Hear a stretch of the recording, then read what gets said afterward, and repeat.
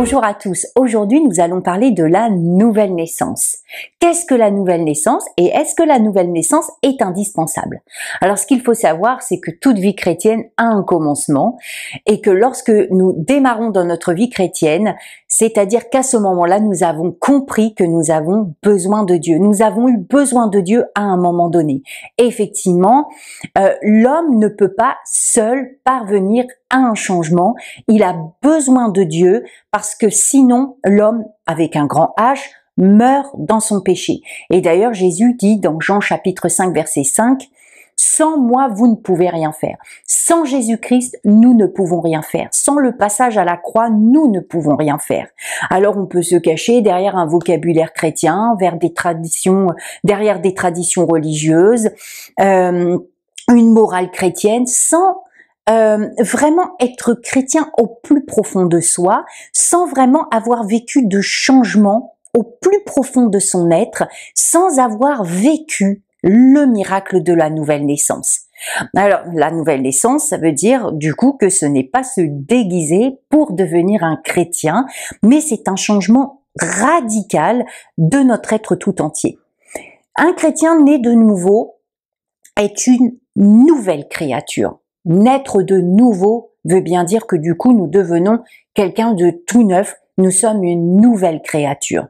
La Bible dit dans 2 Corinthiens chapitre 5 verset 17, « Si quelqu'un est en Christ, il est une nouvelle créature.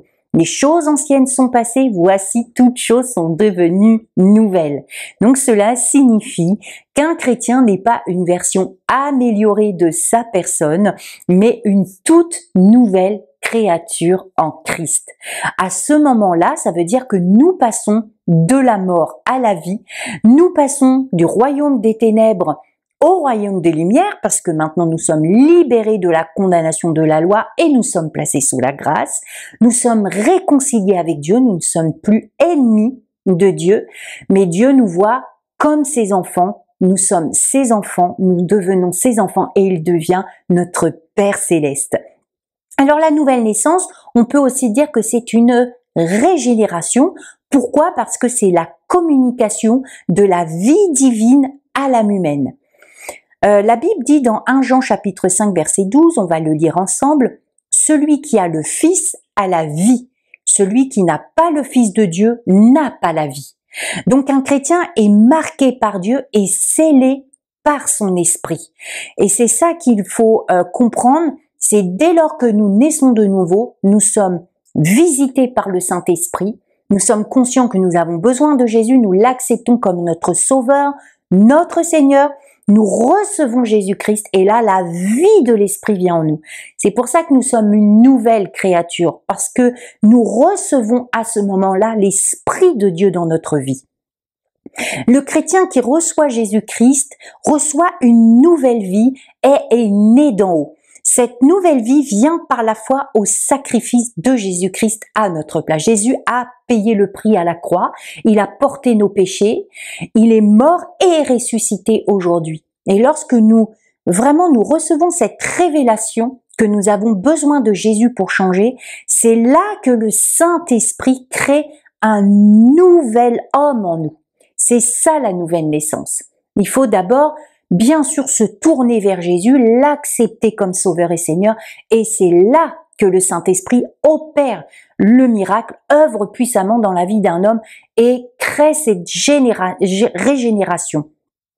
Donc si on reprend la question de Nicodème, dans Jean chapitre 3 verset 4, Nicodème lui dit « Comment un homme peut-il naître quand il est vieux?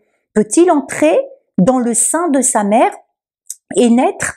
Et Jésus répondra au verset 6, « Ce qui est né de la chair est chair, et ce qui est né de l'esprit est esprit. » Ça veut dire qu'on ne naît qu'une seule fois selon la chair, et on ne naît qu'une seule fois selon l'esprit. On a une date de naissance, on est arrivé sur terre, et amen, c'est une date à retenir et à célébrer, parce que Dieu a décidé qu'on arrive le jour de notre naissance, et on a une date de naissance spirituelle. Et ça, c'est très important. Romains chapitre 6, versets 5 et 7. « En effet, si nous sommes devenus une même plante avec lui par la conformité à sa mort, nous le serons aussi par la conformité à sa résurrection. Ça, ce sont vraiment des versets très profonds et très puissants. Sachant que notre vieil homme a été crucifié avec lui, afin que le corps du péché fût détruit, pour que nous ne soyons plus esclaves du péché, car celui qui est mort est libre du péché. Amen. Nous sommes morts avec Christ, nous ressuscitons avec Christ. En se donnant à Christ, le croyant meurt à sa vie passée. Il meurt à sa vie passée et devient uni avec Christ. Il meurt comme Christ est mort, mais il ressuscite en nouveauté de vie comme Christ est ressuscité. C'est ça la résurrection et ça c'est extraordinaire. C'est pour ça que nous pouvons avoir l'espérance du salut lorsque nous appartenons à Jésus-Christ parce qu'il est ressuscité et que nous sommes ressuscités avec lui. Donc, ce qu'il faut retenir aussi, c'est que ce n'est pas le fait d'appartenir à une église qui va sauver, ce n'est pas d'obéir à des lois religieuses, à être dans des traditions religieuses, une bonne morale chrétienne, fréquenter des lieux du culte, qui va vraiment authentifier qu'une personne est un chrétien réellement converti. Donc, ce qu'il faut savoir, c'est que ce qui va vraiment authentifier la conversion, c'est le passage par la repentance qui amène la personne à la nouvelle naissance. Le salut de l'homme, du coup, présente toujours deux aspects. D'une part, Dieu exige que nous fassions le premier pas. Ça, c'est très important, c'est ça la conversion. En fait, on se tourne vers Dieu, on commence à chercher Dieu, on commence à s'intéresser à Dieu et on fait notre acheminement avec Dieu. C'est la conversion.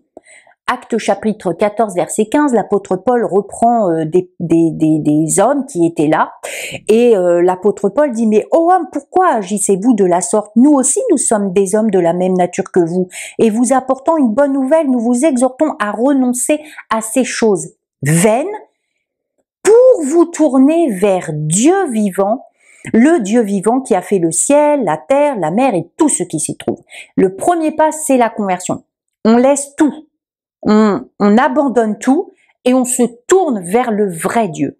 Et d'autre part, Dieu nous donne, par la nouvelle naissance, une nouvelle vie et une vie éternelle. Jean chapitre 3 versets 5 et 6 dit, Jésus répondit, en vérité, je te le dis, si un homme ne naît d'eau et d'esprit, il ne peut entrer dans le royaume de Dieu. Ce qui est né de la chair est chair, et ce qui est né de l'esprit est esprit. Une conversion sincère conduit toujours à la nouvelle naissance. Et il ne faut pas perdre de vue que nouvelle naissance et conversion se produisent au même moment, donc conversion et nouvelle naissance ne peuvent être dissociés. Lorsque de notre côté le processus de conversion est achevé, Dieu procède par son esprit en notre régénération. Donc celui qui se convertit vraiment et qui parvient à se tourner de tout dogme, de toute religiosité, toute tradition, de tout ce qu'il croit savoir, fait table rase et reçoit réellement la révélation de Jésus-Christ, trouve réellement le chemin qui mène à la vie éternelle. La clé, c'est Jésus-Christ. Donc une conversion sincère est accompagnée d'œuvres dignes de repentance. La Bible dit dans Actes chapitre 26 verset 20, à ceux de Damas d'abord, puis à Jérusalem, dans toute la Judée et chez les païens, j'ai prêché la repentance et la conversion à Dieu avec la pratique d'œuvres dignes de la repentance, c'est-à-dire adopter une conduite qui va devenir conforme à Dieu. C'est clair que ça se voit. Quelqu'un qui se repent et qui rentre dans sa nouvelle naissance, on voit un changement radical et vraiment authentique dans sa vie. Donc, même si une conversion est une décision que l'homme doit prendre, elle est toujours un don et une grâce de Dieu. Jean chapitre 6 verset 44, « Nul ne peut venir à moi si le Père qui m'a envoyé ne l'attire, et je le ressusciterai au dernier jour. » C'est une grâce que nous soyons chrétiens aujourd'hui et que nous ayons traversé avec succès notre conversion et que nous sommes rentrés dans notre nouvelle naissance. C'est une grâce, c'est un don que Dieu nous a fait C'est pour ça on devrait tous les jours remercier le Seigneur Jésus, qu'un jour on ait reçu vraiment ce don de foi, de croire qu'il est le Fils du Dieu vivant, qu'il est ressuscité et que nous sommes ressuscités avec lui aujourd'hui, parce que nous avons l'assurance du salut. Donc il y a un acheminement, bien évidemment, avant de naître de nouveau. Alors il y a certains domaines de notre vie qui peuvent changer tout de suite et d'autres qui vont prendre un petit peu plus de temps. C'est le processus et c'est normal. C'est normal. On a une vie sans Dieu et on a une vie avec Dieu. Et donc tout ce parcours sans Dieu, il va falloir au fil du temps nettoyer, purifier tout ça, sanctifier tout cela, tout ce parcours de vie.